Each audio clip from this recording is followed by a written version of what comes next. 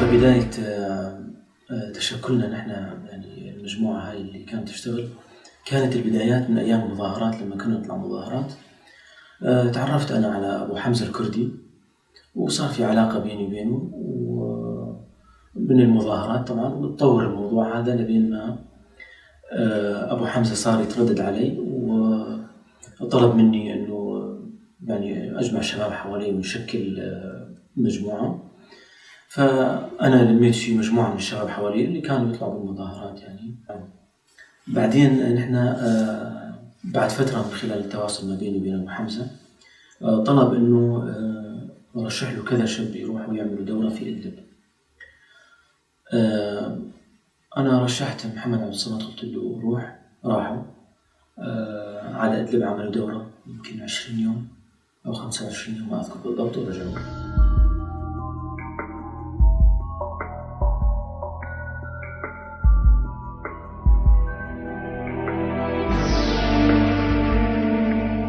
أنا انتسبت لأحرار الشام عن طريق يوسف خليل أبو حمزة، وتعرفت على، طبعا أنا أعرف محمود الشيبان.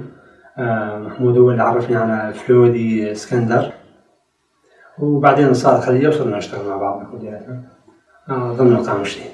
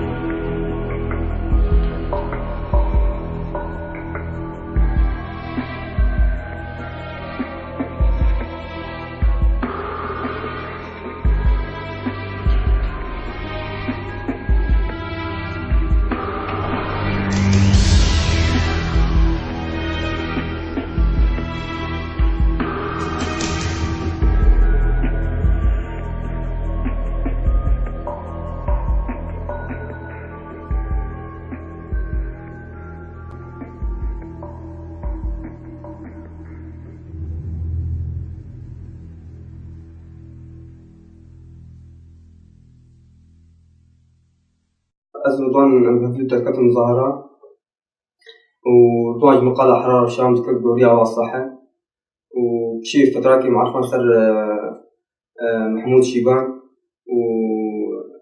ومحمود شيبان تعليمات دامة وشغل بيش مذكر يعني.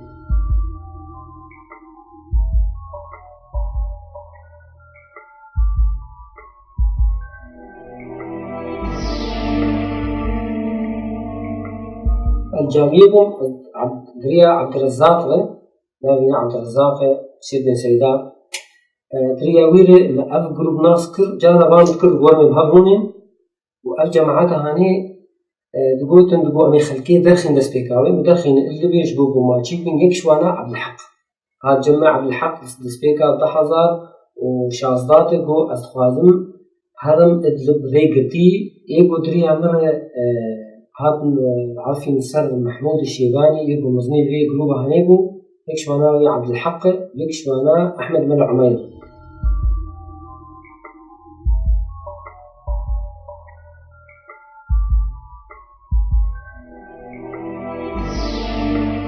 اسمي أحمد بن عمير. أنا ناس من دير الزور، جيت مع عائلتي، دخلت لمناطق الدار الذاتية بأول 2014. تعرفت على محمد ناجي، صارت معنا علاقة. ظل أزوره تردد عليه، قلت له بدي أطلع على إدلب إنه أشتغل مع أحرار الشام.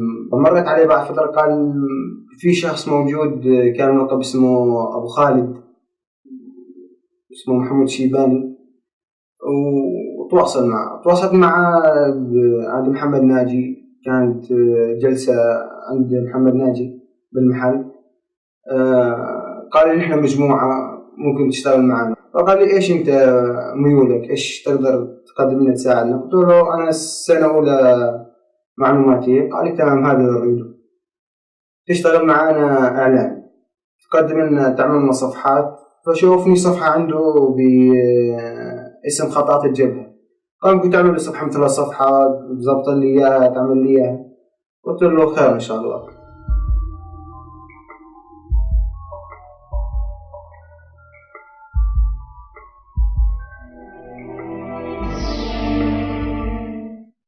روجا كات محمود شيبان جمع المالي بيجي رجوه تشاغي بري بسيتشارو تفجيرك الكورنيشي تشيبو أفتش تفجيربو والله أفتش تفجير ما تشيكر ممكن نلقوا أما مجموعات يخورتك بهبرن وين شاغي تخصتم خياي تخصتمون النوم بكشين بوار.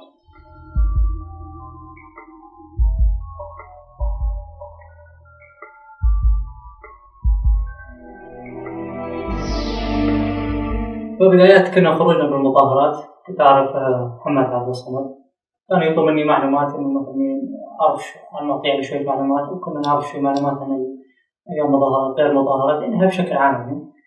فبعدين عرفت إنه محمد يشتغل مع مجموعة أو يعني تحت قطاع أحرار الشام. فطلب مني أحد المرات إنه أعرفه على لأنه كانوا عندهم معلومات يعرفون على. فعرفت على شخص على كون في صلة قرابة. بعد فترة طلب محمد قال إنه تعرفكم على شخص ما ذكرنا اسمه محمود، بعدين عرفنا إنه هو شخص اسمه محمود الشيبان. وكانت هاي المجموعة هو غالب المجموعة اللي عرفنا يشتغلون في مدينة القامشتي.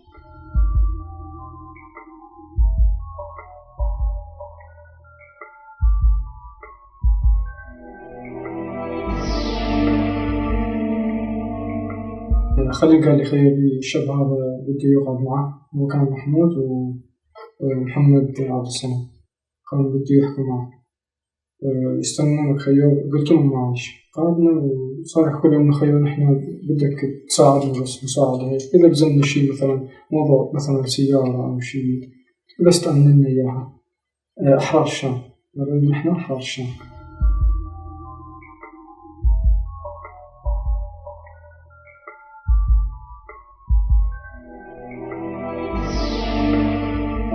جو محمد ناجي هو محمد ناجي قلت بعرف يوصل مجموعات يشتري لعب شروكي شخصا هذا وزينا أصلاً هذا مرة رشلو ومرة هذول من ذل كار بكر وشيء تري استاد ذل كان يدرب بشغله ولا أو شخص يعني ذكرت محمود الشيباني. إيش محمود الشيباني بعرف عن سر أو تعرفها يعني تخص من بكر مجموعات بعد محمد ناجي ناصكر إنه بابو عليه ويكي ده أبو نارينا فاضل هو أو جباره بشو يكي دي ناصكر نارينا أو محمد خير يسأل لا ملالي هو وعبد الرزاق ناصكر ده.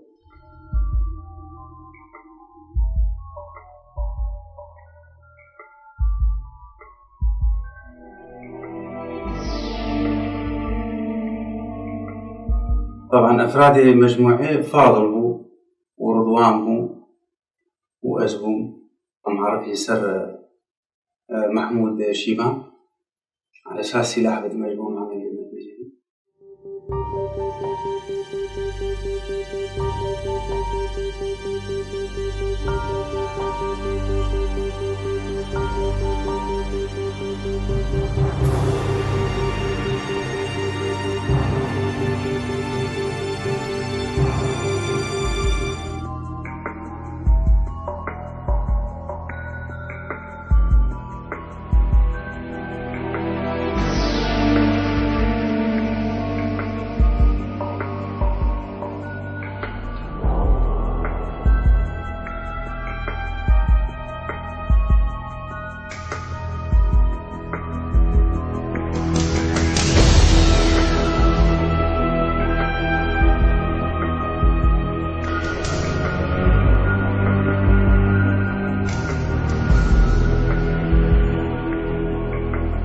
جيت على فلودي على البيت، فكان فلودي وخيره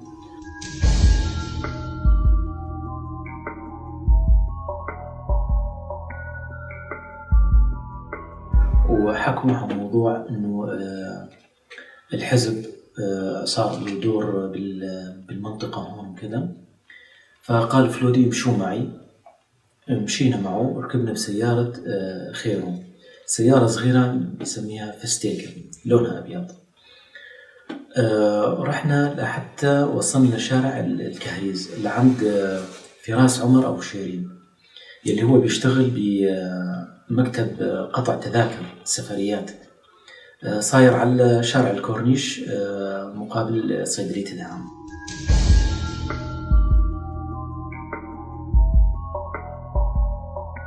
محمود وفلودي وخيرو هذا مجمع وأن خوازن قيادي كي خوياني دي بارتي دي إنسانك كي خوياني بإنسانك كي قيادي بي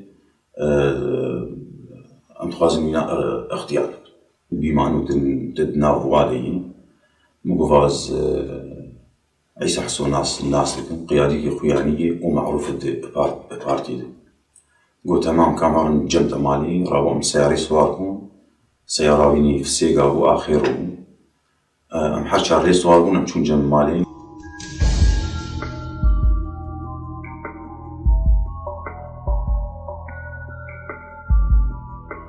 ورحنا لعنده على البيت وقعدنا أنا بيت فراس عمر أنا وفلودي وخيرو.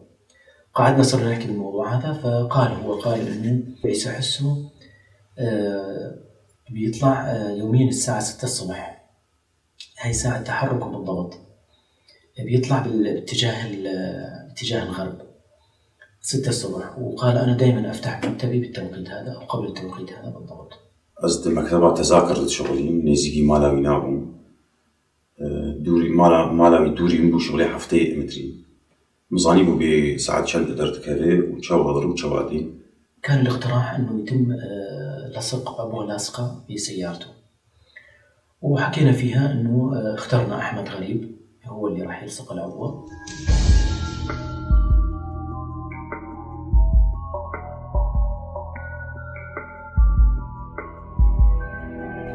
وفراس قال أنا راح أمسك الجهاز وأنا أضرب. ورحنا على بيت فلودي، وفعلا باشر فلودي بتجهيز العبوة وتوليف الجهاز وزبطها. عطاني العبوة، اتفقنا على أنه باليوم الفلاني راح يتم التنفيذ، وأنا عطيت العبوة لأحمد غريب.